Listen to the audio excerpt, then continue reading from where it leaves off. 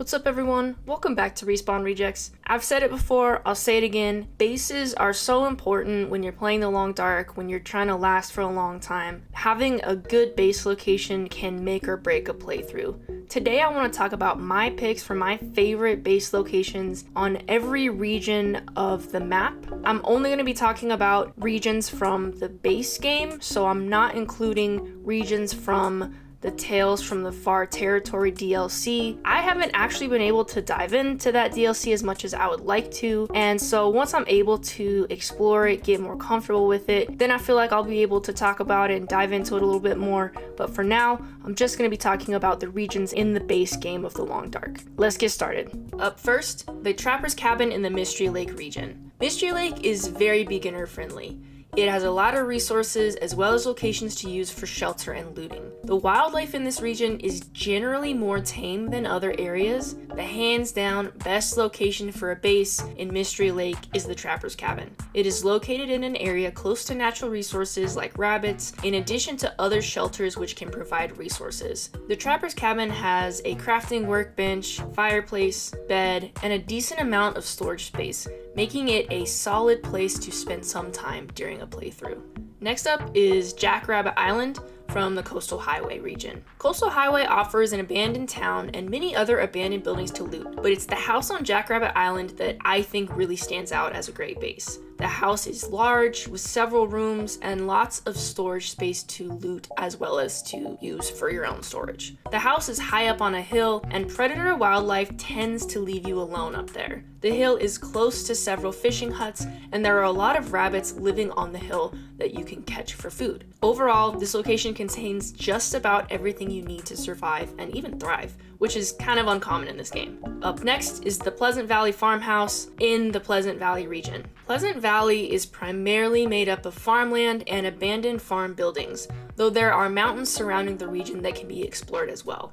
One of the best shelters on this map is the Pleasant Valley Farmhouse.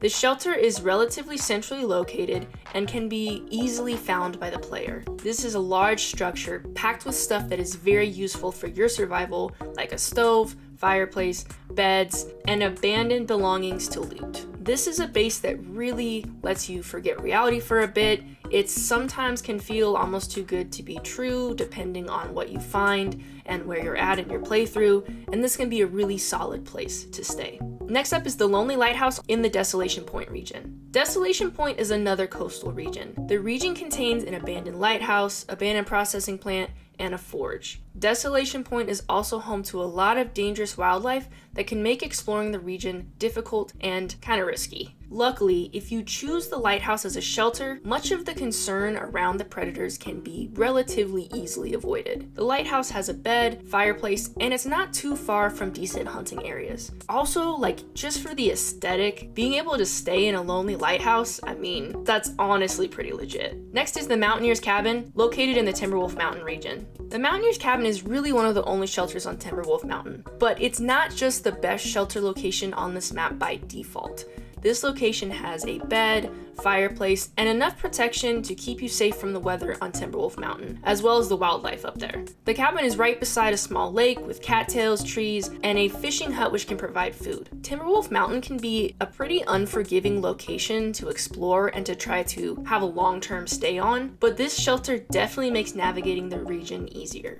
Next is the Transition Cave, located in the Forlorn Muskeg region. Forlorn Muskeg is basically a frozen, boggy area. And a fun addition is that the ice is barely frozen, constantly putting you at risk of breaking through anytime you try to cross it. In addition, there is very little shelter to find on this map, with the primary options being a railroad car with a fire barrel in it and an old homestead known as the Old Spence Homestead. The homestead is a decent option for a base. However, another good option is a cave which is positioned at the transition from this region to the Bleak Inlet region. The location of this cave is also not too far from the Spence Homestead or the area where you exit the region to go to Mystery Lake, making it a good position for a shelter if you're moving through the region. The cave has a bed and is a good location to set up a fire where you are protected from the elements outside as well as any wildlife and predators.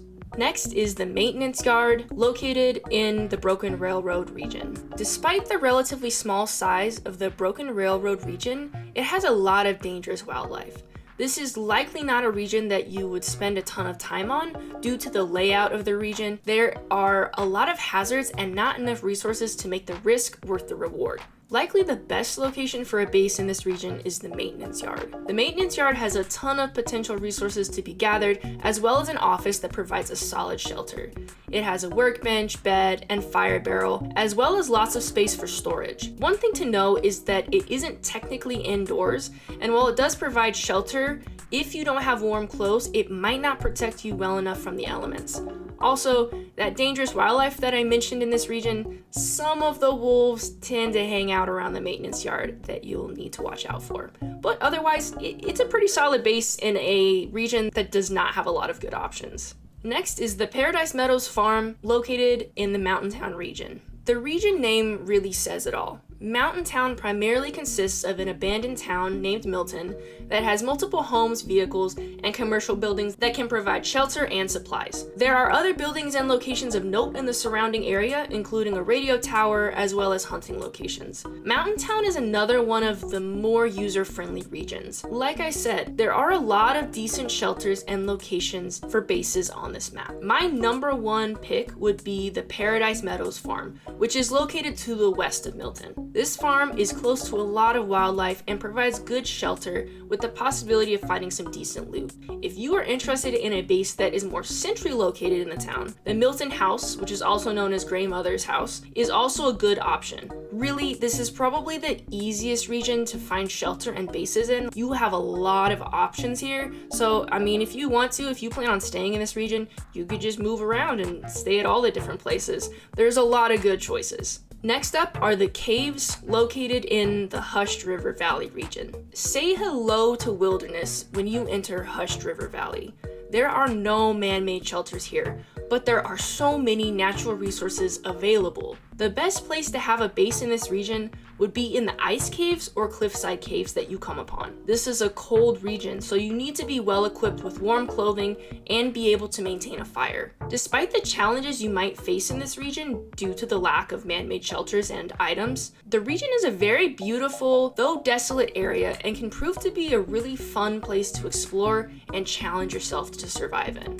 Next is the Cannery worker residences located in the Bleak Inlet region. Bleak Inlet is made up of a coastal area as well as an elevated area which has a radio tower. Bleak Inlet is home to packs of timber wolves which can pose a huge threat to you in survival mode. Additionally, the weather in this region is not great. It's usually windy and colder than some of the other regions. So spending time outdoors, you're up against bad weather and the threat of the wildlife. My choice for a base on this map is the Cannery worker residences, located relatively centrally on the map and possessing a bed, fireplace, and space for storage. Additionally, there's a decent amount of wildlife that spawn nearby, which make hunting a good option close to this shelter. Because of the weather and the timber wolves, you may not want to stay in this region for an extended amount of time. However, the Cannery worker residences provide a decent place to stay while you're there. Next on the list is the Foreman's Retreat, located in the Ash Canyon region. Ash Canyon is an interesting location because the wildlife really takes a back seat to the terrain when you're talking about hazards. This can be a really hard region to navigate. It is a tight canyon that requires a lot of climbing and traversing landscape that is dangerous in order to get to higher ground. There is a decent amount of wildlife and natural resources to access here, and there are some man-made shelters that can serve as a base. My preference is the Foreman's Retreat, a home that contains a bed, stove, and fireplace. The home is located near Miner's Folly, which is made up of several abandoned buildings that contain a workbench, fire barrel, and even a small home that has a bed and storage space. There are hunting areas nearby which can make this a base that you can stay at for a while, and it can be a somewhat sustainable location to stay. Next on the list are trailers or the old substation located in the Black Rock region. Black Rock is home to a lot of predators, which makes it a dangerous and sometimes scary place to navigate. There are resources and structures to loot and stay in, but the predators in conjunction with bad weather can make this a challenging region to survive in. Trailers in the area or the old substation, which contains a workbench and fire barrel, really provide the best possible locations for a base. If you're feeling like risking your life, you can try setting up a base at the abandoned Blackrock prison, but be warned that the predators of this region really flock to that area. So I'm not sure that the risk would be worth the reward, but that's completely up for you to decide. So there you have it. Those are my picks for my favorite base locations in the Long Dark. I know everyone has different opinions about this. I know everyone has different creative ways that they like to navigate this game. So let me know in the comments what you've been up to in this game, what your favorite base locations are. If you like more content like this, please like and subscribe, and I'll see you in the next one.